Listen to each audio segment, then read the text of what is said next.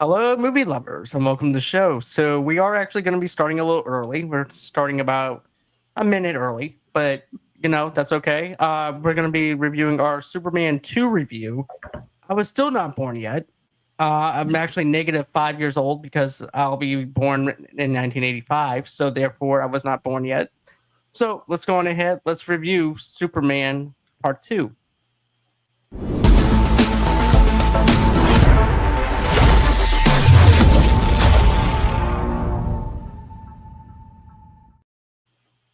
Hey, Tamika, how are you? Hey, I too was not born yet. I So, was how born old in would you? Okay, I was born so in 84. Okay, so you're like -4. Got Yeah. Yeah. it. So whenever it comes down to Superman 2, my question is like for nostalgia and stuff, where would you rate this at best out of 10? Where were you when you first seen Superman 2? um I can't really rate it because I have a confession. Okay. It's my first time seeing Superman 2. Okay, that's awesome though. I like the fact that you're okay, so you're just gonna take an NA on this one. So that's Yeah. cool. Okay. So you can just bounce off of me as far as my nostalgia goes. Okay, let's go. And you can do it like that and just ask me some questions as far as my nostalgia and stuff. Okay, let's do it. Okay, so I remember actually getting this on VHS on a blank tape. My grandfather taped it for me Hmm. on several other things. I just remember just being enticed with Superman all over again between Lois trying to tell Superman, trying to figure out if Clark is Superman or not. I remember her jumping into uh, Viagra Falls. I remember that. Um, but yeah, I just have a. This one is probably not my favorite one. I don't Hmm. think. Oh, wow. Out of I don't know. It's just maybe the Zod character itself. But as Um, far as nostalgia goes, I got to give it at least an 8 out of 10, just hmm. because of the nostalgia in me, the kid in me that loves Superman, and just having the Superman pajamas back in the day. I don't know if you remember those. Do you? I think so. I it's weird. I remember all the merchandise and everything surrounding it, Hmm. but I never got in. Well, when it came out a few years later on TV or whatever. But I never really got to see it and sit down and watch it. I gotcha. You see, we actually have pajamas that had the Superman outfit for pajamas. So like you had the bottoms and then you had the top with the S on it, and then you had the cape that you Yeah, can actually it has like Velcro cape. So I was actually still jumping off of containers, imitating Superman, yeah, and acting like I could fly. yeah. Did you try the roof? No, I know for a fact that that was going to be a bad idea, but but still, Somebody tried it. but for the nostalgia of me watching this as a kid, I was excited for it. I love seeing Superman. I remember the whole entire Texas thing whenever Zod goes over to Houston, Texas. Mm. I remember the Zod's girlfriend causing trouble in Texas, and yeah, it was so. I remember liking it and everything, but yeah.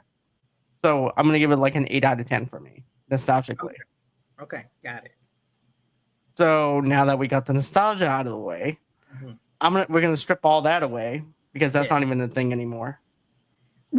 Oh wow, So it passed it so quick. right, that's just that's just childhood. That's just life. It just happens. You're born. You go through your preteens and everything else. And next thing you know, you're a grown adult watching Superman. Wow, that's deep. Yeah. Cool. But I know that you had something that you wanted to mention though too about your sister. How she before we get into the stripping away the nostalgia, I wanted to know, like, you told me that there's a way that you can tell that a movie's successful or unsuccessful. Yes, so the apartment she is in is new. It's probably not even a year old, Hmm. and it is basically sharing the parking lot with AMC. So she can basically walk and then go to AMC, right? Oh, nice. Yeah. Well, yeah. But yeah, so when Wicked came out, my sister, well, actually, my sister noticed she had plumbing problems. And then she asked around and she was like, what's going on? And then she found out that they kind of share AMC and that apartment share plumbing lines. Oh no, that's bad. So when so basically she's like, I know when a movie is successful because my toilet is clogged up and it doesn't work anymore. So she was like, See, how many rolls would you Wicked rate was that out. by? 5 out of 10 10 rolls or what? The whole time Wicked was out, she was like, I can't use my toilet. She had to go to her parents. So Wow. I told her, like, I said, okay, so the new Superman movie come out. She's like, oh no. She's like, I need to do a calendar of all these movies that are coming. So I just asked her about a movie. So I'm gonna ask her about the new Superman movie. I'm like, well, how's your toilet? And then Okay. that's when you know it's gonna be successful. Okay, And I for got some you. reason, there's nothing that they can do about it. No, there isn't, unfortunately. No, with Sinners, her toilet wasn't clogged up. Sadly, That should have been clogged up for it that movie should have because that been. movie was fantastic. I said, "What about Sinners?" She was like, "Toilet fine." I was like, "Damn it." Well, I'll tell you what. Though that's not going to be clogged up tonight. Is in a world where Superman gives up his power for love and still manages to throw cellophane s at a guy. One podcast dares to ask the real question: what is in the crystal spaghetti dinner Lois made him in Fortress of Solitude? Tonight we take flight faster than a speeding plot hole as we review Superman 2, the movie, where General Zod has all the charisma and none of the neck snapping. Oh, nice. Where Clark Kent somehow forgets the concept of locking the door before becoming Superman in the most obvious phone booth in America. So buckle up, throw on your cape, and try not to tip over the random amnesia kiss. It's time for the Movie Loves Unite Superman 2 review. Mm-hmm. Nice. So, scene 1. Action. So what I have to say is this: I like the fact that we get like the montage of everything that we had at the beginning of the very first Superman, from his childhood to adulthood to everything else. So I thought that was actually pretty cool about how we had that whole entire montage of everything that we got. But what did you think of that? What did you think of the opening scene? Yeah, that was in my notes. I was gonna say the same thing. Like most movies don't do that anymore for sequels. They don't really give you a montage like previously on X-Men. I don't know. It just came out my mouth. Like previously on Superman. Like you don't really get that in theaters anymore. And I think it's useful. I mean, it may be annoying to some people, but it's useful. You forget. I mean, what this movie came out like? It's been like a year or two since the Let's first. see. I think it was 78 for the Superman. For Superman 1. Yeah. So you would have had to have the VHS. Wait, did they have VHS? No, I don't think so. Oh, well, anyway, 1978. Yeah. maybe it came on TV or something. I don't know. I don't know how fast movies go on TV from like the 70s, but you would have had to see it and recall what happened in the first Superman movie. Exactly. But I like the recap. I do like the recap because think of it like this. It's been 2 years since we got a Superman movie, and we're in 1970s time. Yes. It would be 2 years. So therefore, we would actually forget about everything that happened between that time and this time. So I feel like you do need a little bit of a recap, a rehash of what happened. Yeah. And I like the recap. I like it because of the fact it's like, okay, I remember him lifting stuff. I remember him rescuing Lois off the helicopter. I remember all this stuff, even with his childhood. And then it goes into present day, 1980. Well, actually, it goes into the. Remember how I told you on Superman 1 how I felt like Zod getting captured was like a post-credit scene or end credit scene? Yes. And then we wind up starting right where that scene happens. So cool. It does feel like an end credit scene, like a Marvel kind of type of thing that they did, but it's set in 1980. Yeah. It's completely different than what you would actually do at that time. So I like how they introduced us to Zod in the first one, and then we're introduced to him again, but also giving us more context on what he did as well, and how and what it came to be. So I like that whole entire aspect of it, of like an MCU kind of style flavor thing of like an end credit scene bleeding into the next movie.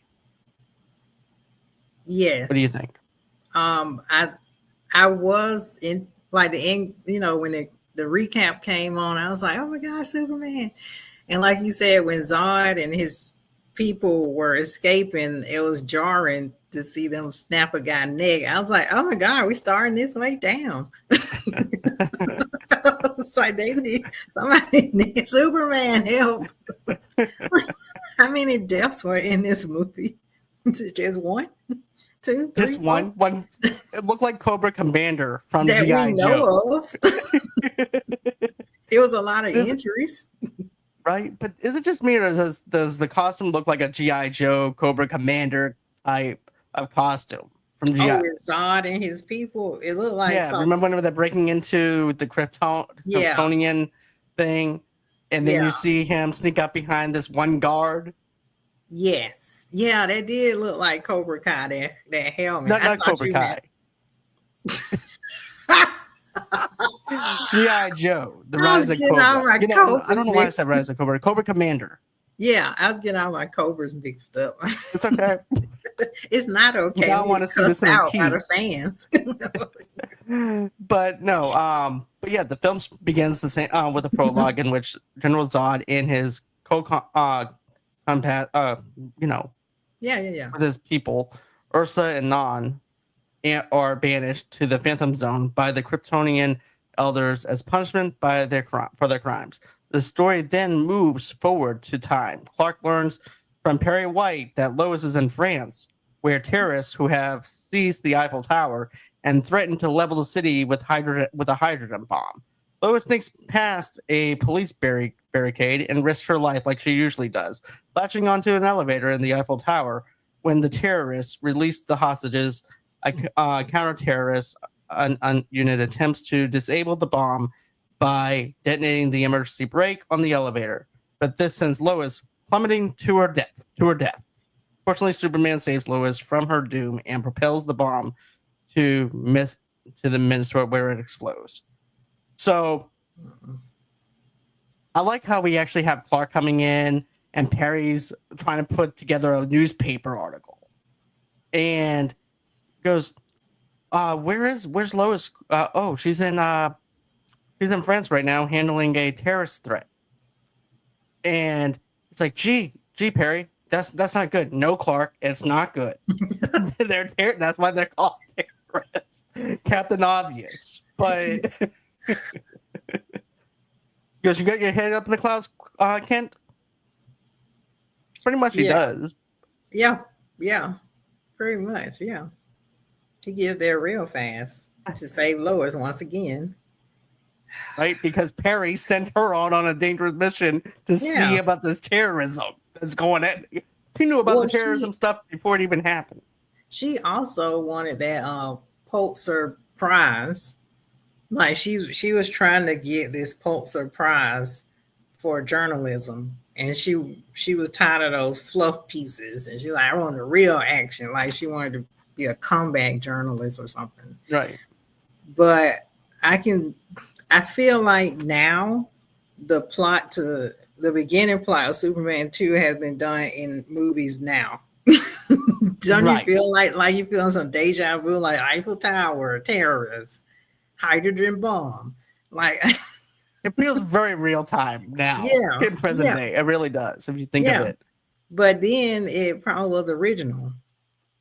Right. It was original back then because they didn't think of anything happening. And of course, if you're going to use a landmark, you might as well go ahead and use the Eiffel Tower.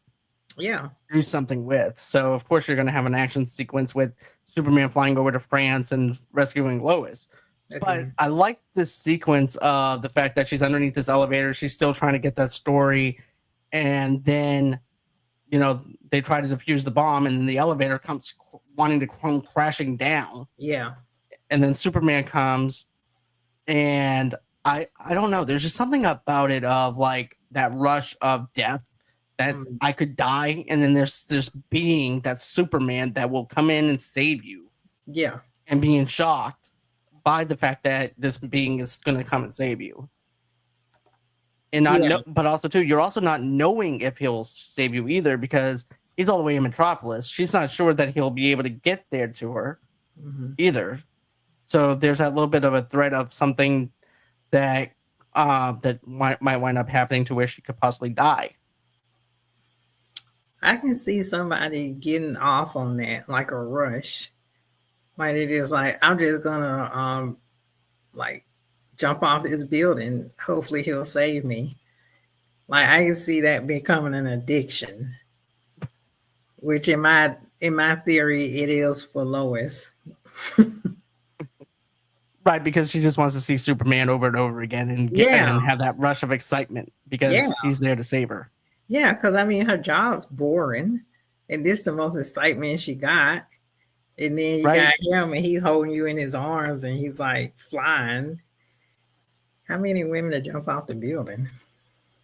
And Lois. And the whole time saying even Lois, I keep thinking, what if there's somebody else that needs saving, and he just like went straight to Lois? We're gonna get to that because there is something that thing that does happen in the movie where the world is going to hell.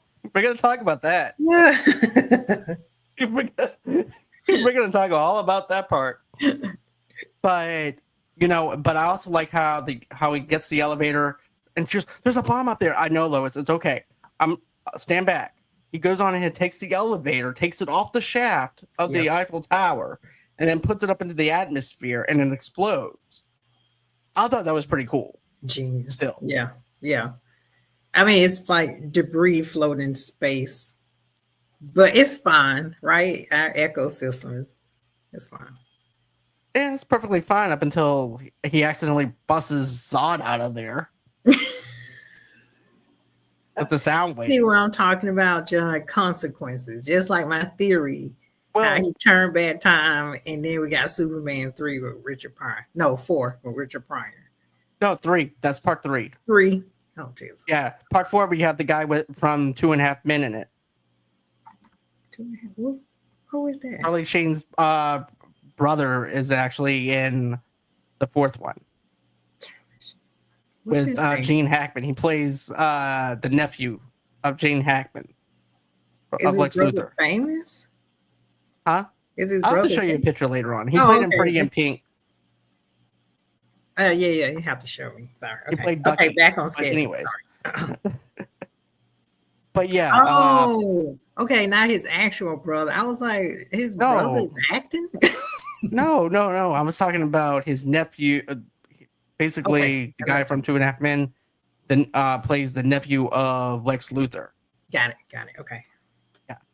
So now, let's see here. Where it explodes, the shockwave shatters the crystal time conduit into the Phantom Zone, now floating near Earth, and Zod, Non, and Ursa are released. Meanwhile, Lex Luthor and Otis are in jail. Their plot to destroy California, Luthor tells Otis he has been tracking alpha waves created by Superman, which always points to the North Pole, suggesting that his headquarters must be there. The two prisoners break out with a hot air balloon with the aid of Miss Tecmatcher. I think that's how you say her name. But when Otis's weight proves too heavy, Luthor dumps his sidekick by throwing away the ladder and allowing Otis to be recaptured. Although Miss Tecmatcher scolds Luthor later on for backstabbing his loyal dupe using the black box device. They go north to the Fortress of Solitude. Luthor activating the Fortress control panel, then learns from a hologram recording of Jor-El and Laura about 3 Kryptonian villains who have escaped. He decided that he will collaborate with the Kryptonian villains to defeat Superman and take over the world. Mm-hmm. So let's talk about the fact that, Superman's just going over there to save the day. Mm-hmm. And everybody's sharing. We're sharing just like the audience is sharing, like the people on Earth. Yeah. And then you realize, oh snap, he ended up accidentally releasing these three beings that are just like him, who Mhm, happens to have the same powers like him and is going to be a threat to Earth. mhm, mhm. And it's because of the fact of those sound waves. And I like the consequences, like you said, Tamika, because even in the Man of Steel movie, there were still consequences Yeah. because of the fact that Clark also took the little USB device and put it um into his Kryptonian thing as a baby. So Mhm, it's the same thing, except for he did it again, mhm. just in a different way. And So it's there's that all cause and effect. Lois's fault. Well, Perry's fault too. It's Lois' fault. But here's another thing though, too. I definitely like it when we see Otis and Lex inside the jailhouse again, trying to plot, trying to destroy California again. And he's like, "Look, I've been getting these sound waves. I think I have it figured out. We're gonna go and try to break out." And they use a holographic thing to actually break out of jail, which I thought was cool because of the fact that the closest thing that you could have from that is like a Star Wars kind of vibe to it, Mhm, the mhm. holograms. And of course, we have holographic stuff with Superman, but to see the villains use this in that kind of way too is kind of interesting to see that played out, that juxtaposition of them trying to escape. And then the prison guards don't even know what to think of it. It's like, okay, Lex, time for lights out. And then they're still playing chess, and then they're disappearing. They're going back and forth.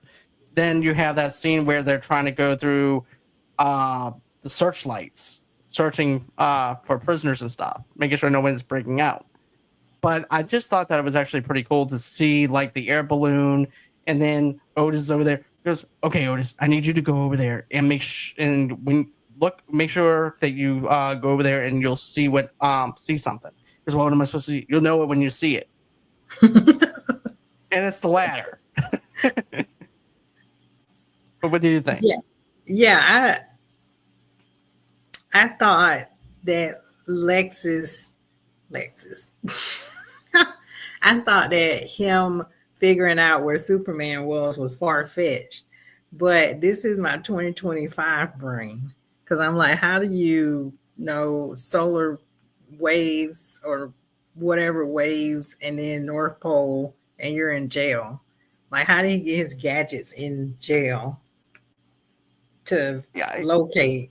But I had to kind of just stop thinking and go, this is so cool. This is the Well, you have to 80s. think it's Lex Luthor, right? So he has He to have some just, type of contraband or something to basically get snuck in there because he is a rich asshole. you, you're right. You're right. He You know, still is. He still is. so You're he right. has that power of getting stuff in. Yeah, that balloon was just that. Yeah, that air balloon was crazy. It kind of I reminds mean, you of the old Adam West 1960s Batman, it right? did. It was so hokey. Like it could go down at any moment, and then all he had to do was just Otis just had to let go, and then it just suddenly glides up in the air quickly. I mean, they could have Exactly. And shot that then, thing down. right. And then they just let the ladder go because Otis is too big for the ladder and it'll Yeah, actually pull down the air balloon. yeah. So they He's like, didn't plan oops. that out very well. No, no, and Right. we haven't seen Otis since. No. But here's the thing, though. Okay. Lex only is concentrating on himself. And that's also why Miss Trishmore also calls him out on it Yeah. because he had no intention of bringing Otis. He's just basically a third wheel. Mm-hmm. So and then Mm-hmm. you don't even see her after that. She's like an afterthought because Lex is no longer with her later on in the movie. Yeah. What did he do? Throw her off the side or something? It's like, I got business to do. I have other He, things. So she's like an afterthought. He just used her just as he used Otis to Mm, get what he wanted, and then once he gets what he wants, bye bye, adios. You can go and adios, bye. So yeah, mm, mm, mm. What did you think about the Lex going into the Fortress of Solitude? my first thought was this: there should have been more of a defense Yes. You know what I mean? Like, Yeah. and Man of Steel, I'm not trying to compare because it's apple to oranges. I understand it's the Yeah. time of 1980, but you would think an alien being such as Superman would have some type of security around that Fortress of Solitude to where no one gets in but Superman. But it's just like open to public. It's like, okay, where's that giant ice thing? Oh, that's just Superman's house. Oh, let's just go in. Let's see what's up. Let's say hi to him. Like he's on the Golden Girls. Let's go in and take a look. Yeah. Which Golden Girl is he? Probably Dorothy. I don't know. Anyways, we're upset. But my point is, like, it's just open to the public. And you answered too. You like, let me think about that. He's the Betty White one because he's kind of like naive. Mm-hmm. Exactly. But I guess he was thinking. Sorry, I guess he was thinking like nobody ever comes here because it's the Fortress of Solitude. That was my ice machine. Nobody ever comes here because it's the Fortress of Solitude. So I don't need security. I mean, besides Santa Claus, he knows where he is, right? Because they're both in the North Pole. But exactly, still, it's like they don't need no security or anything like that because I'm Superman. No one's going to know that I'm here. Yeah. Or anything like that. But still, I would like to see a little bit of Lex trying to get through there instead of having like public access of just like, okay, I can just walk in anytime I want. They have just as much security than Oliver Queen did whenever he had all those layers in Arrow. Yeah.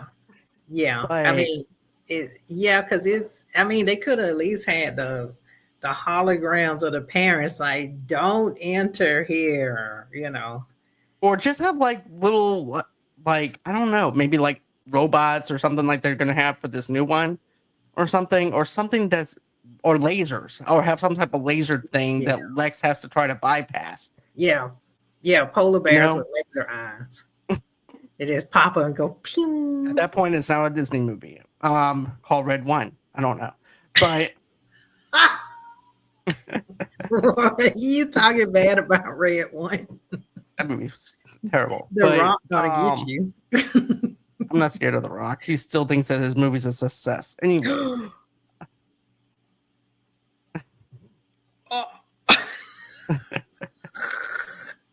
But the other thing too is you would think with the holograms, even though they're just holographics, you would think that maybe they're like, okay, this is not our son, even though it's pre-recording, or you know what I'm saying? Yeah. But it's like it's just a library archives of everything that Clark actually had to learn, everything Kal-El had to learn, and that was it.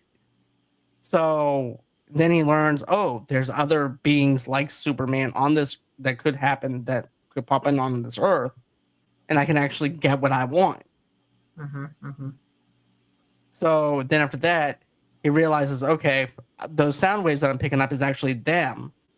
So now I need to go on ahead and try to figure out a way to bring them over here. Yes.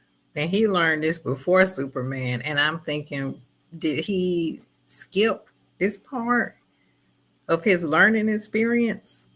Like this should have been. He probably was like, you know what? I spent 12 years here in Fortress of Solitude. I don't need a PhD in this. Oh, yeah. He's like, fast forward. Okay, play. Okay, I got my suit now. I'm good to go. All right, I'm done with this. I mean, that should have been like part 1. Zod will get out. Or something, eventually. Yeah, like that should have been on the audio book. You know what I'm saying? Chapter 1, Zod. Well, there's no chance at that time, though. Too, you have to think of it like this: like, there's no chance of him getting out of there because of the fact of he's in the Phantom Zone. So therefore, there's no chance of anything like that happening. All he can do is like just warn him that there are people out there like him. Yeah. I mean, they should have just said, hey, I'm your mom and I'm your dad. Zod could get out.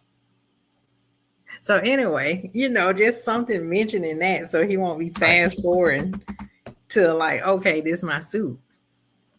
Okay, so let's talk about this other thing that happens now. So now you have Zod, Ursa, and the mute. Can't remember his name. And Mute. and they're in space and they see NASA. They're going towards the moon. Mm-hmm. And I thought this was pretty cool that they actually had this, and then you find out NASA forgot that they were even up there. That their astronauts was even up there. That's messed up.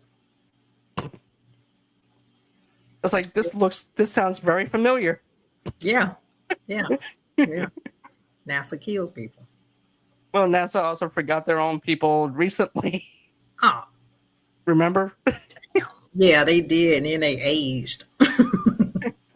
But I thought that this. Then also too, you also have the astronaut that just happens to see Ursa to the side, and he goes, "Oh, she looks pretty." Who? And I think I see another being. I don't know what it is. And then they take the astronauts, they put them on, throw them out into outer space. So, what did you think of the whole entire moon thing? That was disrespectful what they did to those astronauts. I mean, they took that man's, I don't want to say lifeline or whatever it is, and they just swung him around and just released him in space, and then it broke off. Like, they can mean genocide in space with them poor astronauts, and they just trying to do their job.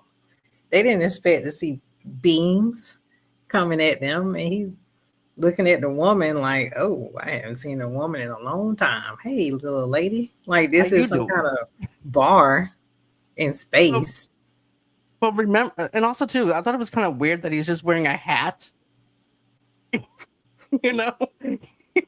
Like he's working on a fucking railroad or something. It was the 80s, John. It was the 80s. I understand, but it just made me laugh a little bit because of how cheesy it is, but I'm eating it up at the same time. Yes. It is super cheesy. It's crazy, man. It really is. I don't know. But they do a good job on the special effects to make us feel like that they're there. And then also, too, like, who do you take your commands from? Houston. We will go to this planet, Houston. Yeah. They come from this planet called Houston. Then we will go. We will go to this planet, Houston. And we will make them bow before me. Yeah. Then they had that awkward lift off where it's like... I could tell like if they actually bang into each other on an accident. Almost. Saw how all three of them were flying. It was like, well, they're in space. Of course, it's gonna look. Then when they land, it's like.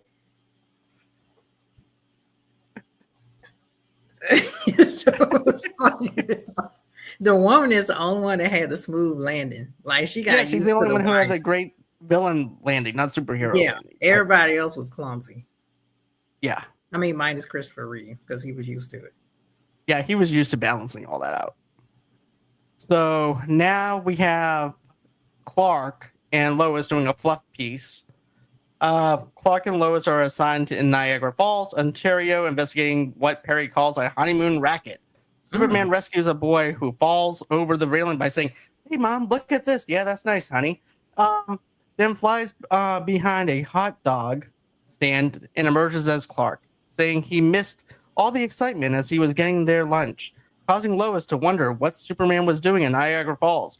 Clark jokes that Superman may be stalking Lois because he may have a crush on her, but Lois thinks that this is too coincidental.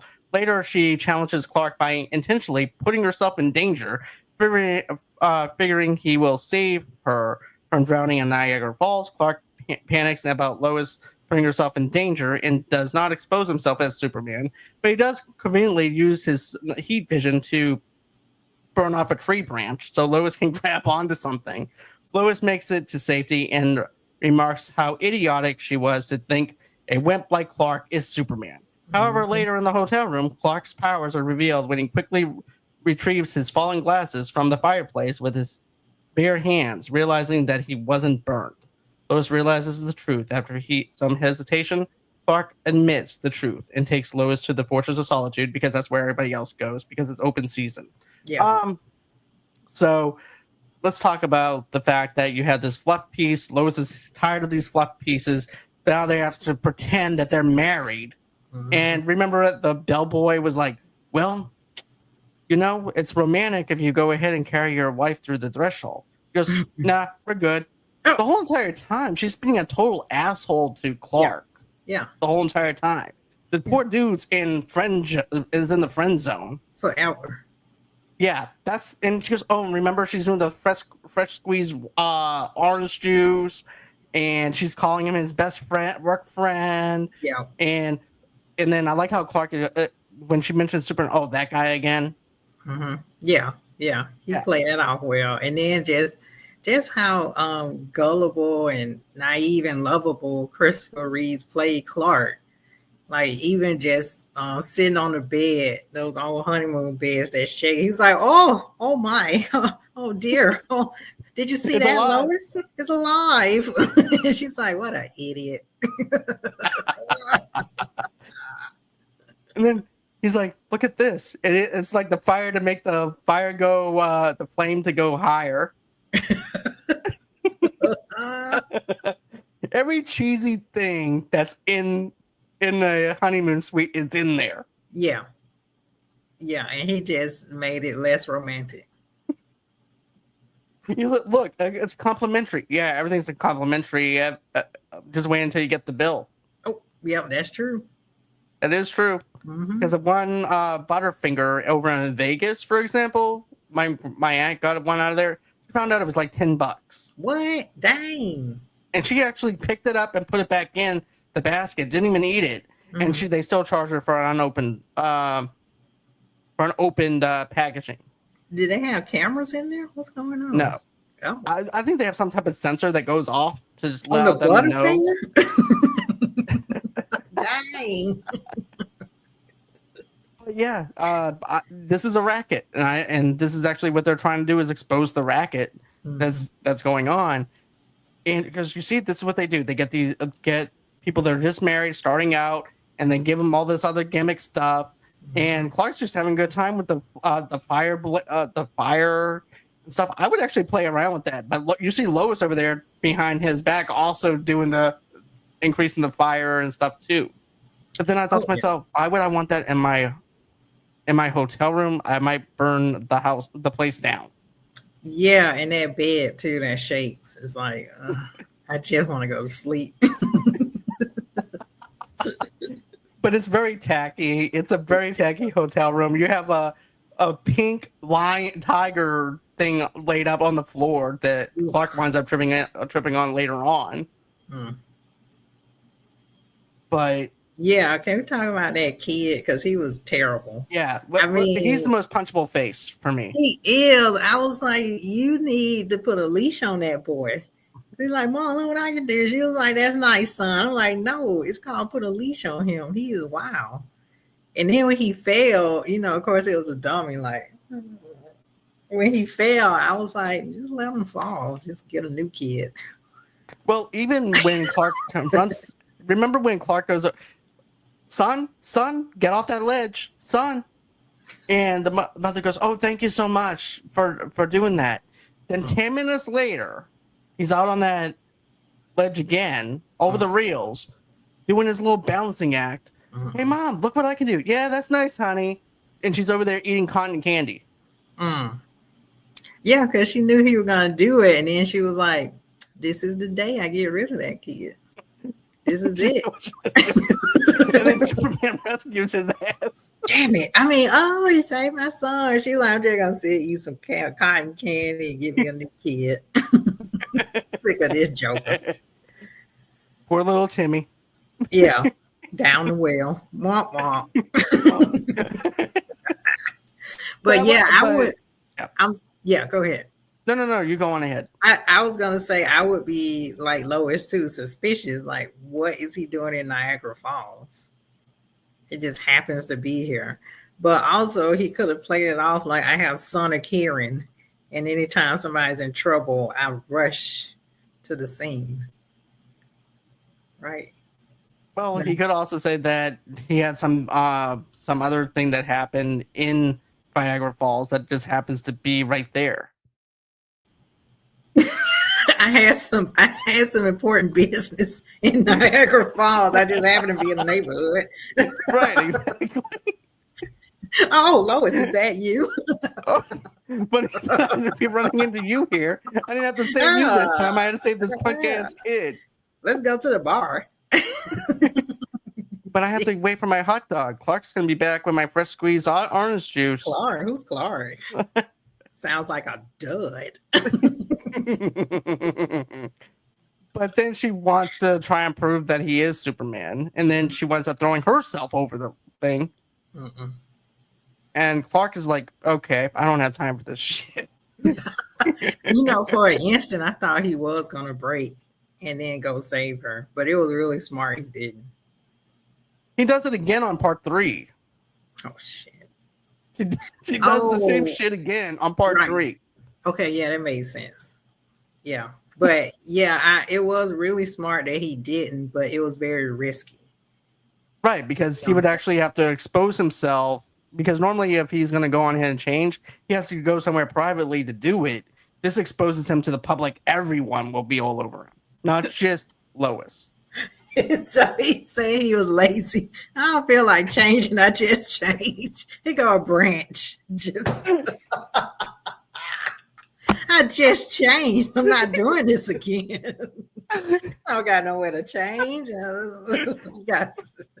There's no phone booths over here. No phone booths. Yeah, get this branch and shut up. Save yourself. But I do like when he pretending like he couldn't swim. He's like, Lois, oh boy, Butterfingers. She was like, oh, I can't believe I thought you were Superman. Lois, help, I can't swim. Help me, Lois. Help me, Lois. I'm actually surprised his glasses actually stayed on his face during that whole entire time. Yeah. Yeah, me too. That was a genius move. Like, I'm just going to be the biggest dope. And I can't swim, Lord. She's like, oh my God, this guy ain't Superman. Here we go. Yeah, I had to save my own self. I can't believe I thought you were Superman. Oh, thanks, Lois. And then finally we get to the hotel room, back over to the hotel room. Oh, man, yeah. And this is where he gave himself away. I was pissed. Yeah. You know what I'm saying? I was really pissed because I was like, all right, we in the clear. She don't suspect anything. And then he just got... he tripped over the stupid tiger. Yeah. On an accident. That wasn't even... He wasn't trying to reveal himself to her. No. It's just a bad coincidence. And he's angry just as we are as an audience of this actually happened. I slammed my fist too, John. We both did at the same time. I was like, oh, idiot. And he's like, no, I'm not. Son of a bitch. Now I gotta tell this bitch I'm Superman. Yep, I gotta do this. I gotta take off my glasses. I was gonna do this last time. And then he takes off his glasses and he ends up standing straight. Lois, I'm Superman. What? Maybe you wanted to tell me, but you didn't want to tell me. Maybe maybe you weren't thinking that you wanted to tell me. Maybe your heart wanted to tell me. I'm like, what? It would be more, hello, Lois, subliminally, you're thinking about doing it. So therefore, you don't do it. Or you accidentally do it subliminally because you want to do it. Yeah. And it's not because your heart wanted to do it. But, and then he winds up telling her he loves her, and then that was it. Yeah. She doesn't tell him that she loves him until the final act of the movie. Yeah. And then, after he revealed himself, he's like, let's go back to my place since you know who I am. Okay. Oh, I got to clean up a little bit. I mean, he's like, well, since you know who I am, let's go back to my place. I'm getting sun out of this. Right. And then that's all it took. It took him going over to the Fortress of Solitude. You told Lois, no, I'm actually okay. All right. And then he winds up explaining the green crystal to her about how it called out to him and just, letting his heart out to her. Yeah. And I like the moment of like he can feel comfortable with her and be vulnerable with her and just let himself be who he is. Yeah. Instead of having to be someone he's not. Yeah, it was really sweet too. He was like, "Is the temperature okay in here?" She's like, "Yeah, it's fine." I was like, "Bitch, you better be grateful. You in the Fortress of Solitude." I'm like, "Oh my god, I'm in the Fortress of Solitude. This is amazing." She's like, "Yeah, it's fine. Yeah, it's a little dirty." What did she say? It could use it can use a woman's I could use a woman's touch. You just got here. You trying to redecorate the Fortress of Solitude? What's wrong with you? Saw a lot of designing women back in the day. She is the most ungrateful bitch I ever. What do you think of? So I like how he's like this. So Lois, what do you think? It could use a woman's touch. It goes great. Even as Superman, I'm also being in the friend zone. Yeah, he's like, "Oh, okay. Are you hungry? Yeah. Okay, I'll be right back." Like he doesn't have a fridge, so he has to go to like Italy or somewhere to go grocery shopping. No. He doesn't go to Italy. He goes into somewhere to get like a flowers, get her some fruits and stuff, organic fruits. Because he doesn't. It would have been funny if he actually got like a juicer, like to do the first queen. It'd be funny if he had a refrigerator in there. Well, he is the refrigerator if you think about it. Oh, you hungry? Yeah, I'm a little hungry. Okay, hold on. What does bitch like to eat? You know what though? I thought it was a sweet moment.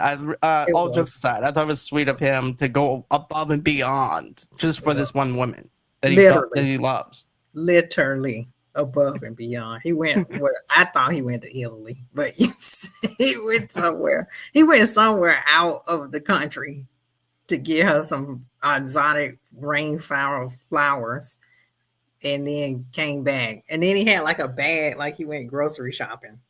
"Hey, I'm back from the grocery store." I'm like, "What? Where you get the bag from? Did he go to like Publix or something?" It was DoorDash before DoorDash was cool. Oh, can you imagine if Superman was your DoorDash delivery? That thing would get there so quick. Right? But let's see. Primary green. Okay, so now we have outside the control panel, Kal-El speaks to his father through the hologram about his desire to give up his responsibilities as Superman so he can have a normal life so he can bang Lois for Jor-El. Jor-El criticizes Kal-El for his decision, but nonetheless offers him a choice. In order for him to relinquish being Superman, he must enter a crystal chamber and be exposed to hardness rays from the Kryptonian red sun, and superpowered Kryptonian men cannot bear children with Earth women.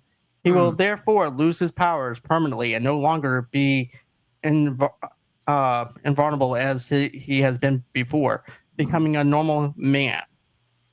And then, despite his parents' pleas to reconsider, Kal-El, without his hesitance, enters the chamber and undergoes the depowering process, which accumulates in the destruction of the crystal control panel. The two retire to his bedroom chamber and sleep together. Just like a man. Got superpower. He's like, I'm gonna get laid. Take these powers away so I can get some. But okay, so okay, sorry. I cut you off because I love you as a friend. But I need to work on it. No, you're good. No, I'm not good. But yeah, so the mom, when he talked to his mom, he was like, "Mom, I'm sure I love her." And then she came out of the hologram. I was trying to figure out, was she like, how does that work? I don't know. I think it was just one of those moments of like, okay, I got to be there for my son. And maybe it's some type of spirit thing that within the hologram itself. It's like, I got to be there for my son for this moment, even though he's doing something stupid. But she's like, if this is what you want, I won't stop you from doing what you want. Hmm. So I love you, son. And he winds up giving up his power, even though both of his parents are not liking it. But at least the mother is willing to be there for her son. Hmm. So So I why think they it's just gave up the plans to Lex? Were they spirit asleep or something? They're just telling all the business. And then suddenly my spirit's awake because my son want to get laid. Like, what is that about? I don't know. That is kind of weird if you think about it Plot underneath the hole. context. And then Lois didn't stop him. I thought she was gonna go, no, wait, don't do this. She's standing there like, let's see what is gonna happen here. And then she's like, okay, let's go to bed. I'm like, and then it's like intercut with, okay, go ahead. No. Go ahead. No, I was just gonna say it's intercut with Zod, and I'm like, Yeah, this is actually where they go to the Soviet moon and everything that we talked about to fly to Earth, which they believe to be a planet called Houston. Having overheard radio transmissions with Mission Control in Houston, Texas, making their way to a small town called East Houston, they easily defeat the locals and attract attention to the news. easily defeat the locals. How were they supposed to my prepare? notes, okay? How were Where they supposed to Zod learns prepare? the planet's true name of Earth. Soon afterwards, the U.S. Army. Now, this is the part that cracks me up, and I'm going to get into in a minute. Army Kryptonians is deployed to East Houston, where Zod, Ursa, and Non repel them and force their surrender, to which the commanding general reveals his superior is the president, causing Zod to retort the president, better surrender to, or Zod will make all the metropolitan areas in America end up like East Houston. That's a scary thought. After defacing Mount Rushmore, the trio attacked the White House, where Zod forces the president of the United States to kneel before him. Returning from the Fortress of Solitude, Clark is beaten up in a diner by a bullying truck driver. His despondent mood worsens when, in horror, he watches the president announce the surrender of Earth to General Zod. The president suddenly pleads for Superman's help, and Zod issues a challenge to Superman to face him. Realizing the danger posed to the world and the terrible mistake he made, Clark heads back to the fortress, now a darkened sanctum, and calls out to his father for help. Dreading that there may be no hope left, he then notices the green crystal glowing where Lois accidentally left it, the same crystal that has called out to him in the first movie. Hmm. So let's talk about this. Yeah, Let's go talk about the fact that they defeated I like how I put it in there, like they defeated the humans. ahead. Yeah, I'm like, So you got these two cops yeah. who are just small towny cops, and they ended up seeing these three people. They must be from California. They got the gothic look on them. And then you have Zod, who doesn't like the siren. You have Non, who also winds up taking the siren off the police car. You also have them. They actually take the shotgun away from the skinny cop. Mm-hmm. And they're over there. Before that, they're also talking about eating somewhere and stuff like that. I think I'll have the fish instead of the meat. Well, they have a wide selection. Nah, I think I'll try the beans. No, I think I'll have the fish. And then I gets interrupted for this. This is the first line of defense. I guess so. But I like the fact that they do something a little different with this, with the powers for them. Mm-hmm. Because, okay, we see them when they arrive. This guy's fishing, and we also see a snake on the ground, and then you wind up Ursa winds up picking up the snake. She winds up burning him, and then she realizes her powers are a lot different on Earth than it is out in Krypton. Mm-hmm. And then we get to the police people, and I like how they wind up taking the shotgun away from the cops. like that because Superman doesn't do that. That was pretty cool to see how the villains have different powers on Yeah. Earth. Yeah. And also how the non, is his name Non? The big Yeah, non. British guy. Yeah, how his powers were developed later on. Because he was like, oh, my powers aren't working. And he's like trying his best to I thought that was pretty cool too to see how the progression of their powers are stronger on Earth. But my question is, how long did Lois and Superman have sex? Because they did a lot. They did a lot. I Yeah. think they had it. I think they did at least 6 hours. Probably. Damn, Clark. He had to soak his royal oats. What can I say? Good grief. He still has stamina? Dang, as a human? Might have all that. He must have had a lot of B12 in him after when he was Superman. Maybe some of that was still in him. I don't know. But okay, I'm not gonna say that. But think of it like this. Okay, I'm just gonna talk about this for a second. Okay. I remember when we have we had staff meetings when I was in housekeeping, right? Mm-hmm. And everybody was like looking for Booby, and also look and I was like, well, where's Booby at? And everybody started laughing because everybody knew where he was at. He was with somebody from work the whole entire time.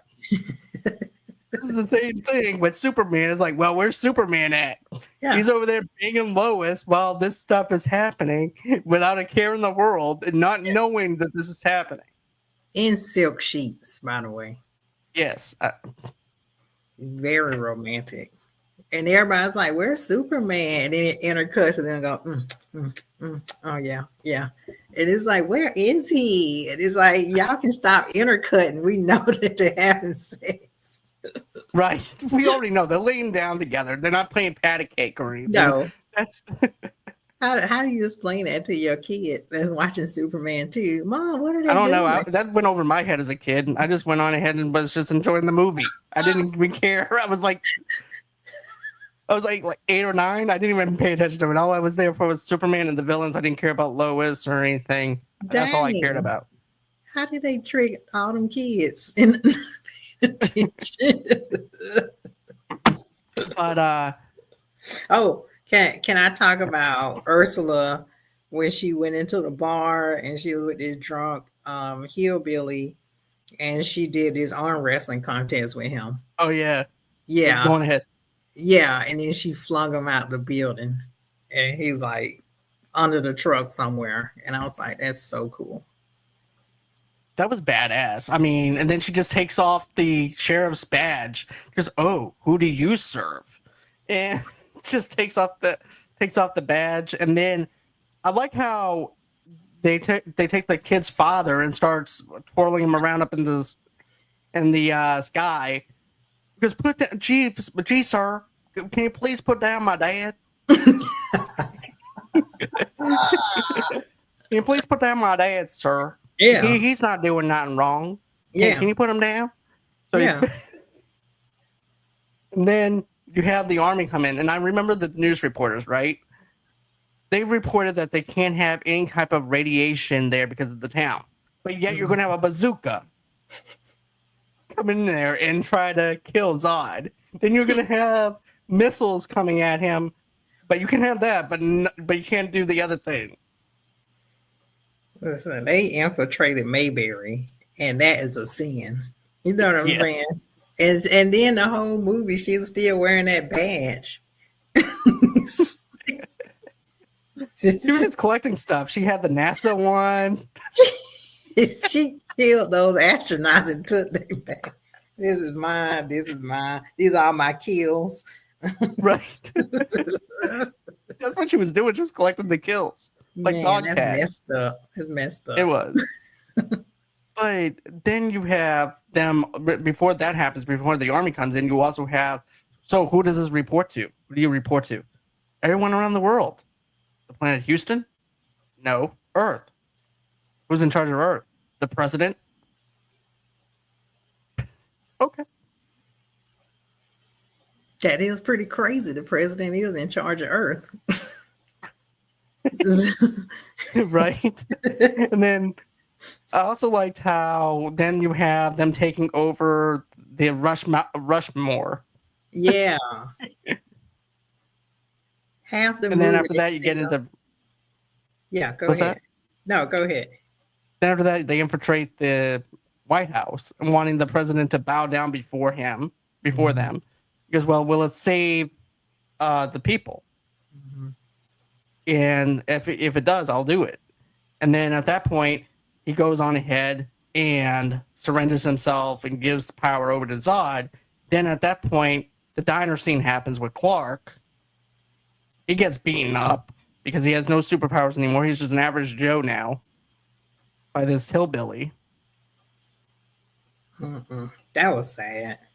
It was. I mean, he was like, "Excuse me, that's my woman," and he got knocked the fuck out. And then he's like, "Oh my god, am I bleeding, Would you like to go Lois?" outside, sir? And he Would you like to kept take this getting up. outside?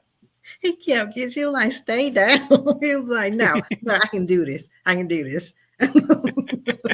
It's just, bam, bam, bam. He got annihilated. I would have actually thought that she would put him back in the friend zone after that. No, he's still Superman to her. She like, he just don't have no powers, but he's still Superman. Right. That's like saying you have Superman at home. That was Timu Superman she had after the Right. powers left. But then after that happens, they turn on the TV and the president's over there pleading for his life. Help us, Superman. He goes, "Is this happening now?" I'm like, this guy got whipped by Lois so hard that he forgot what time of day it was. And literally from the guy, he's like, "Is this a recording?" And he's like, "Oh, And I like how the guy goes like, "Damn it, son. Where the hell have you been? It's been happening all day." we know where he been. He been in them sheets with Lois. Skeet, skeet, skeet. Yeah, super ski. That's where he been at. That super sperm. Yeah. Jeez, dang, Lois, she a trap. But you also, I remember you telling me about this though. You wish that in a way it would have been like, cause and effect kind of thing of him not having not having powers. You wish that it would have actually been where it took a little bit of time for him to get his powers back to to learn a lesson. Yes, because superheroes, they don't really get in relationships. That's the unfortunate matter of superheroes. They can't really have relationships. Maybe unless you're another super being, like I'm thinking about Hawk Girl and Jon Stewart. Right. But yeah, superheroes can't really be in relationships with humans.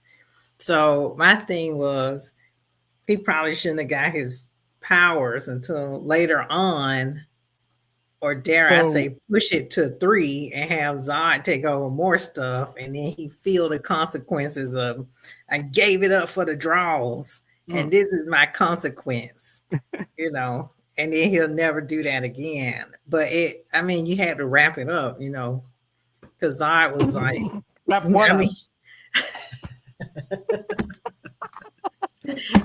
surprised it wasn't like she was pregnant or something, Like, there's a thing up on.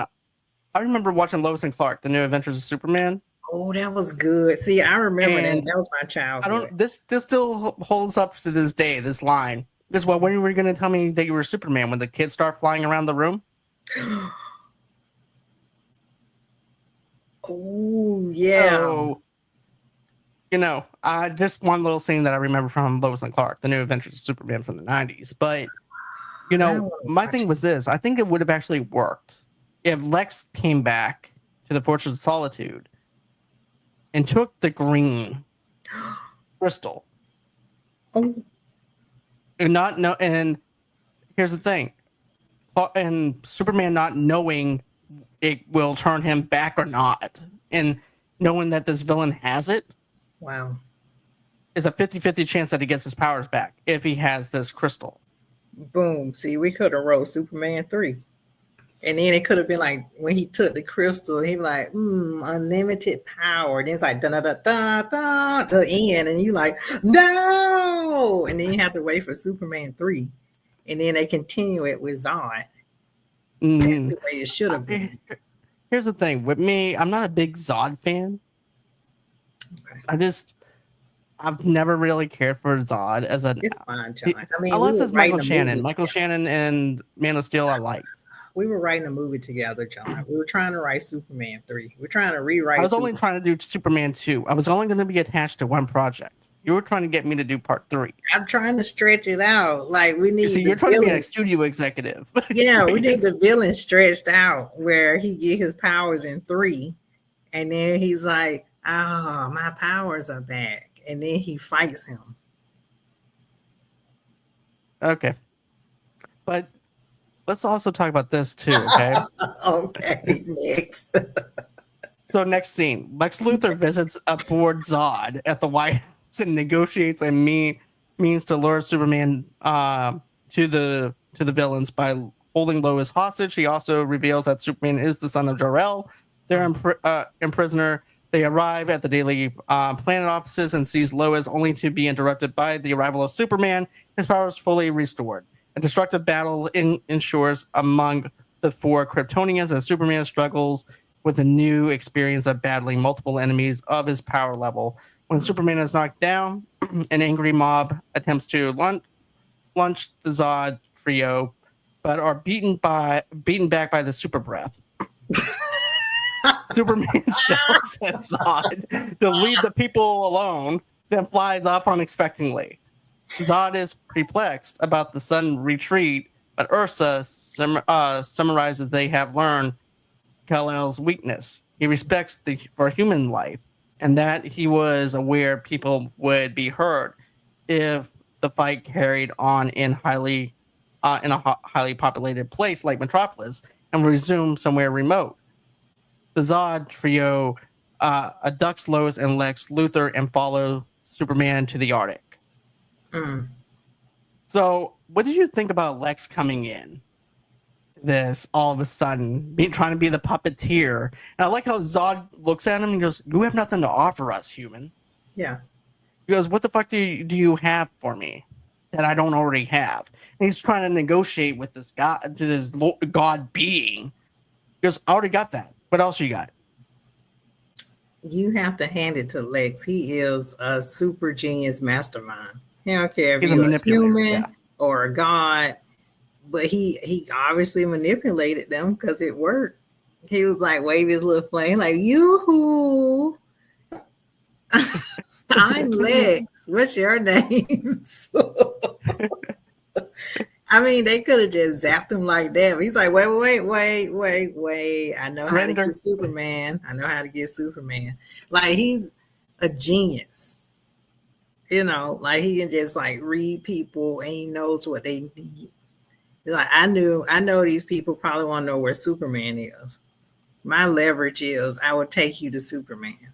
And then when that plan falls apart, they're like, "Oh, that's his woman right there. That can be your leverage right there." And then he'll come and get her, and then you can fight him. And then when that plan, okay, never mind. I don't want to go too far. No. I was saying, there you go. That's his whole entire master plan. Yeah. And they fall right into it. But I do like the whole entire fight sequences with Superman saying, "Care to come step outside, General?" And we have that whole entire thing. We have what's his name? I don't want to nickname him Mute, but Non? Did you say Non or something? Yeah, Non. Yeah, Non. That's right. I had to go back up. Yeah. But yeah, you have Non, who winds up going into the Coca-Cola sign. You also have I thought he was going to be dead during that time. I thought he was dead because that's also how I thought I remembered him dying. I thought he didn't even make it to the Fortress of Solitude, to be honest with you. Why did he live after that? He was electrocuted. And he was like, well, there's superpowers to make it. But still, like, what in Spider-Man, the one with Garfield, Jamie Foxx was electrocuted and he died, sort of. But he was made of electricity, though. Something should have killed them. That electricity should have killed them. That was, and then the whole entire thing where this in the sewer and stuff like that too happening with the fight scenes underneath there. Then you have this one guy on a telephone that's just, being blown away, and he's still laughing and talking on the phone. I'm like, that's good. If this was made in present day, there'll be someone texting on a cell phone. Yeah. Or on social media right now, doing Instagram Live or something. Yeah, they'll be blown away still doing like this. Still text. I thought the fight scenes were pretty cool. I still like the fight scenes, and then them going into the Daily Planet, fighting over there, and then finally they take Lois and everything. But remember what Zod said? He goes, "Well, we won. He fled." Yeah, and then so I didn't like the people's attitude. Okay, Superman got his powers back, and he's fighting these people. And he fled, and they like hiding. They come back, here, pussy. Look at him, he's running. What's wrong with him? I'm like, well, you were hiding under the hot dog stand. What were you doing to help? Like, how you gonna tell this man? And then on top of that, they were gonna go on ahead and try to whoop Zod's ass, and you can't even do that because they got blown away. That reminds me of, I don't know where Metropolis takes place at. But it's supposed to be like not like a New York City or anything, but you know what I'm saying. It's very Spider-Man. You know how the city wanted to take back. They came with pipes and they're like, yeah, let's get them. I'm like, yeah, who? They like super beings, and they just like it does feel like that Spider-Man from the very first Spider-Man movie. Oh, with Tobey Maguire. Yeah. Where people come over there to help him and everything. It does feel like that at that moment. So that, and I always said this, Tobey is like the perfect 1950s, 60s Spider-Man. So this could be where they got that trope from and just copied and pasted into their movie in a sense. I'm pretty sure they got a lot of stuff from this movie that they copied and pasted, except, even the pink satin sheets. I'm not going to go that far, but then remember, can I say one thing? Yeah. Okay, so like the chief, when Zod first came into the office, and then the chief takes a glow and go doink, and then it bounces off Nod's head, and then he gets knocked out again. I thought that was pretty good comic relief. That's all. It was, because he takes Perry, who's actually this loudmouth boss, puts him up in the ceiling tile, and then knocks him out. Yeah.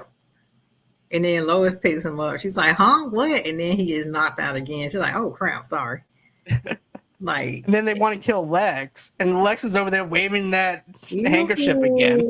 I got another bargain for you. I know where his lair is. And that's exactly. And Superman knew that Lex would do that. So he ended up giving away his own plan to these villains. So they fly Lois and also Lex over into the Fortress of Solitude. Smart.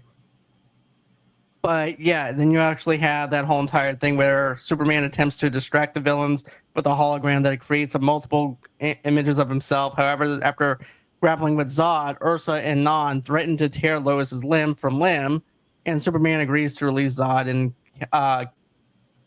and then also to bow down to them. And to spare her life, Superman whispers to Lex Luthor to try to get Zod into the depowering chamber, but Luthor hollers the plan, and Superman is forced into the same depowering chamber he used before, and it activated Zod's floats. How he finally has accomplished his goal of making Jor-El, son Neil, Kal-El humbly kneels before Zod. But when Zod says to kiss his hand, Superman squeezes his hand, and Zod grimaces in pain. Zod realizes too late that Superman reconfigured the chamber and immersed the fortress in red sunlight while he was in the chamber, and is easily thrown into a pit by Superman. Lois easily dispatches the now powerless Ursa, and Non leaps towards Superman, only to find he can no longer fly. All three villains fall into the depths of the Superman's fortress, apparently to their doom. Luthor gofles that this was a great triple cross to Superman, but Superman delivers him back to the authorities, and then turns back to Lois, who realizes and agrees that Superman must continue to serve humanity, confirming to his father's wishes. After Superman flies her home, Lois realizes that she can never give it up again and begins to break down in despair. Although life would never be the same, she heartbreakingly assures Superman that she can be trusted to keep his secret identity, which Superman acknowledges constantly, and he flies off. Superman, realizing that life with Lois can never be, decides to erase Lois's memories of all events surrounding Zod's arrival, including her knowledge that Clark Kent is Superman. So he Man in Blacked her. Yeah. So I like the whole entire deal of telling his plan to Lex. It's like, look, if you get him into the chamber, they'll just be regular humans. Hey, guys, if you... It wasn't That's like what I just found out. If he wants to put you in the chamber. That way you guys can be regular people like me that you want to kill. Oh, yeah? Put his ass inside the chamber. Okay. But I like how he does this. I don't know how he did it, but he winds up turning the whole entire chamber into this. You know? Yeah. I want to know how he microwaved his own Fortress of Solitude. Yeah. I think more secrets into the solitude we don't know about. Because the Fortress of Solitude is a character in its own self. Yes. And that's something I wish that they would have actually gave us a little bit more on, is like, okay, you gave us the initial setup with Lex, and I understand that you're trying to hold in the suspense of him flying off, but it would have been cool if they would have actually showed us what he did and then go back over to Lex and show him the plan. Yes. Yes. But that's just a little extra meat on the sauce that I would like to have. You know? Yeah. But then you also have the giant S thing that happens. I was going to talk about that. He's like, all of a sudden it becomes like a 2D to a 3D movie with a giant S symbol. I mean, that blanket looked comfortable. It wasn't a blanket. It was like it was like one of those decal things that you would put on your car or something. Like a fruit roll-up. Right. That's what it looked like, a fruit roll-up. Yeah. And he was like, I was like, and then it went away. I'm like, where it went to? It's like it just dissolved into nothing. It was very strange.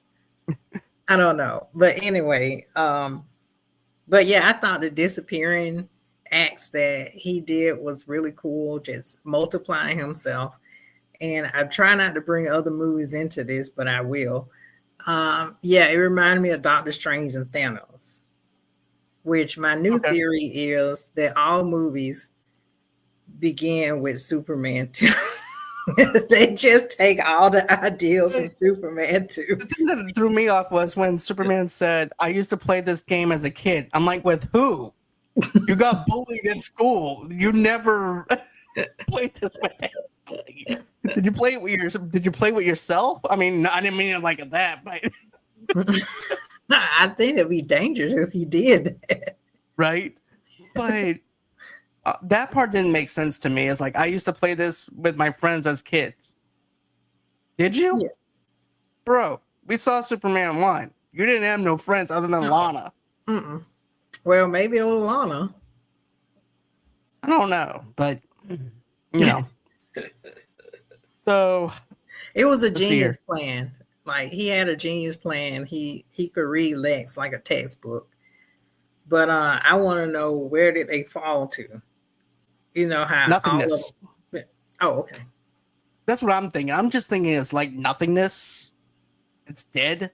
But everybody wants to go ahead and complain about Henry Cavill snapping Zod's neck, and then you see this happen. Yeah. My thing is this: what's the difference? Yeah, he threw them in the void. Yeah. But also, it's dangerous if Lois was there. Like, one slip and she's in the void. Right. But there was more of a danger element in Man of Steel because of the fact Zod said that if you either you kill me or I'm going to keep killing the people that you love. Yeah. So he had no choice because because Superman also cares about the humans. Yeah.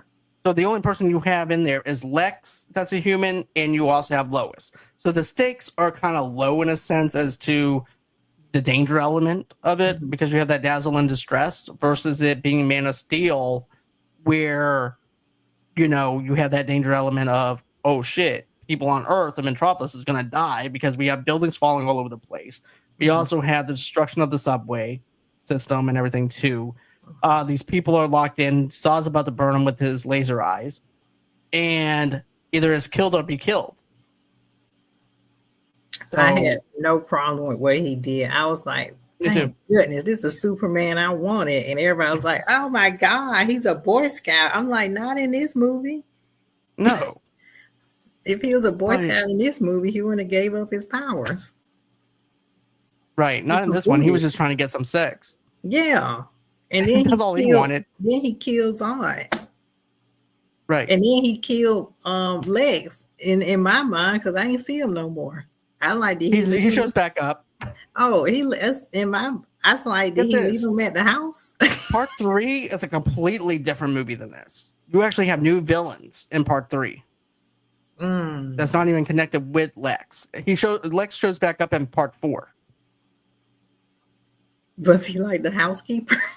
Because like they left, right? Him and Lois left the Fortress of Solitude, but I didn't see him carrying Lex. Yeah, like, he did. He brought him back over to the prison. Okay. Got it. So he brought him back over to the prison and stuff, and then after that, Lois and him, he drops Lois off. He's like, "Look, we cannot be together." She winds up, and then the next morning, they had that talk. Like, well, how are you doing? Because she's pretty much pissed. She's like, well, how the fuck do you think I'm doing? I cried my eyes out all night. I was like, you are great. But then I was like, okay, I see what she means. Like, I would be pissed too. Like, yeah. And then she was like, well, I'm jealous of the world because they get to have me. Yeah. And she doesn't. I get it. I mean, she can have them like, well, yeah. Okay, I get it. Because then she probably can have them like 5 minutes and then someone's like, Superman, help, my cat stuck in the tree. Right, exactly. Because she'll never be able to have him to herself. She has to share him with other people. Even though it's temporary, it's going to put a strain on that relationship of the fact that he can't be halfway in and halfway out. Either he's Superman or he's not going to be Superman. Yeah, and that was a super kiss. I was naive to think that they were going to end up together. I was like, oh, okay, he's just kissing her. And then she was like, I forgot that even happened, to be honest with you. See, he kissed you too.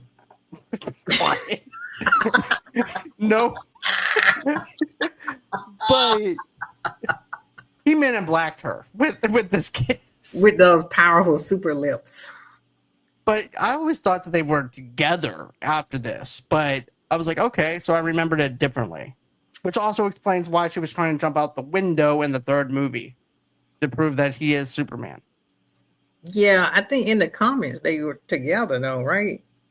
I think so. I'm not 100% sure on that though. Yeah, they were, because remember there was this one comic where the Joker winds up killing Lois?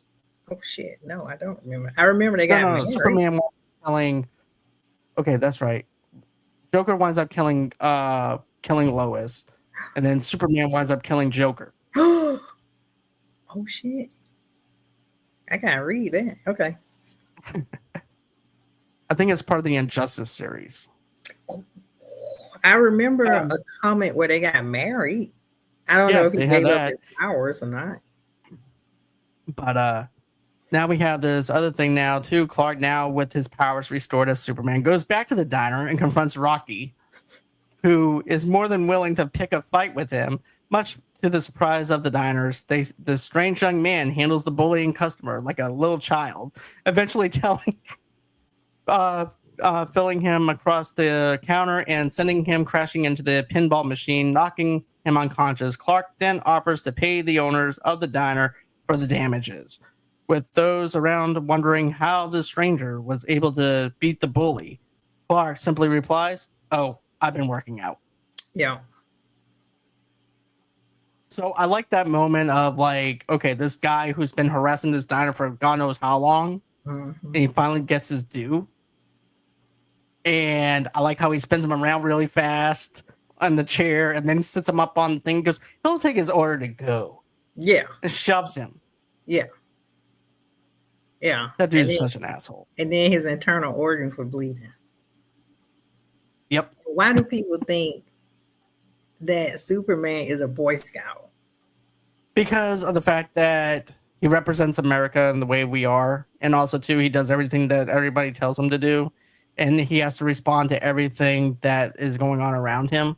Like little Timmy stuck in the well. Well, got to go help little Timmy. Got to do this. Got to lift. You know what I'm saying? Yeah. So I think that's what they're meaning by Boy Scout. Okay, but in this movie, I did not see any Boy Scout qualities. No, all he wanted to do was get laid. Yes, and then he was petty. He's like, I'm gonna go back there and kick that guy ass. I'm still thinking about that. But yeah, he's like for absolutely no reason. You embarrassed me in front of my woman. I bet that guy stayed in his head rent free the whole entire time while beating Zod. Just, that asshole. He really beat my ass inside that fucking diner. I'm gonna go on ahead and kick his ass. In front of my woman, too. Embarrassing me in front of my woman. Yeah. Yeah. I didn't see any Boy Scout qualities. Me either. I didn't either with this. Then the film closes with the reinstated president returning to the Oval Office as workmen are clearing debris from the wreckage. Superman appears to hoist the American flag, assuring the president he will never abandon his responsibilities again and always be there for the people in need. Superman flies into the mesosphere as the sun rises on Earth, awaiting future adventures. I've always liked how they ended with him flying like that. Yeah. But what were your thoughts? I know you were laughing with that whole entire. Yeah, I'll never abandon you for the booty again. That ass though. Yeah. Man, I'll never do that again, Mr. President. Yeah, right, Clark. How many women you brought to the Fortress of Solitude after Lois? It'd be funny. So, this is my special place. I don't really bring a lot of people here. And all of a sudden you see Lois. Oh, did he bring you to the Fortress of Solitude? Yeah. I'm a bitch. Yeah. There go your t-shirt. Bye. Right? But it would be pretty cool. I don't know. I still, as much as I don't like Lois, I still would like them together. Like, I feel like maybe there's some kind of chamber he can do for like maybe like 24 hour, not 24 hours, 6-7 hours. Like, okay, I won't have my powers. Okay, we're gonna have sex and then get some ice cream. And then I go back in the chamber. Like a Cinderella effect, where basically at 12 midnight he can have sex up until 12 midnight. Well, not 12 midnight because he gotta still fight crime. So like 8 hours, 6, 7, 8 hours Cinderella.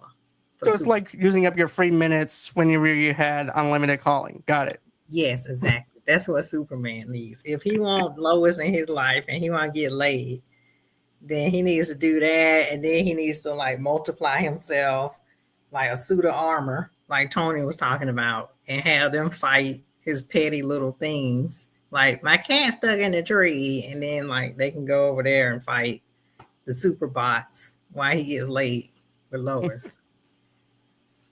Okay. So I have nothing to add to that. I really I'm just trying to help the couple stay together. Me, I'm like, I'll take it for what it is. It's life. Not everybody. But this movie actually had a budget of $54 million. It made $108,185,706. Wow, dang. That's pretty damn good. It is. But yeah, so now that we talked about this, non-nostalgically, we stripped away the nostalgia. I know you were an NA before. Yes. So where do you stand on this? 9. Okay. Yeah. Let's see here. I liked some of this. I liked the fight scenes with Zod. I liked the stuff with Gene Hackman, and also too the NASA stuff. Some of it was, it was cheesy for the 80s, but still, I believe that it still has a pretty good plot point as well. Um, I'm not a big Zod fan, but that being said, though, I'm just gonna let's see here. I'm probably gonna give this at least a 7.8 Mm-hmm. out of 10, even though I gave it like an 8 for nostalgia. So my stuff is coming down a little bit for it. Sorry, it's his fault. Yeah, because I I wouldn't now before him. gave it a 9 because I was thoroughly entertained and angry at the same time. I gotcha. But all in all, guys, tell us what you think. What is your nostalgic review? Also, too, what's your non-nostalgic rating as well? Tell us in the comments below. Also, too, tell us what your favorite moments were. What didn't you like about this film as well? I'm interested to know your thoughts on it. We'll be back again to do Superman 3. And then after that, Superman 4, The Quest for Peace. Peace and love. Peace and love. But yeah, we're going to be doing... then after that, we're going to do Man of Steel. And then after that, that's it. That's going to be the end of the Superman rewatches all the way up until the new Superman movie in July. So with that being said, go ahead, do me a favor, come back on Wednesday night. Rossie will be hosting The Last of Us season 2. I filled in for her last Wednesday. It was great. I had Dawn on the show with me, but we'll have Dawn and Jason back again next week. So always until next time, guys, have a great and safe night. And always until next time. Bye, guys. Here.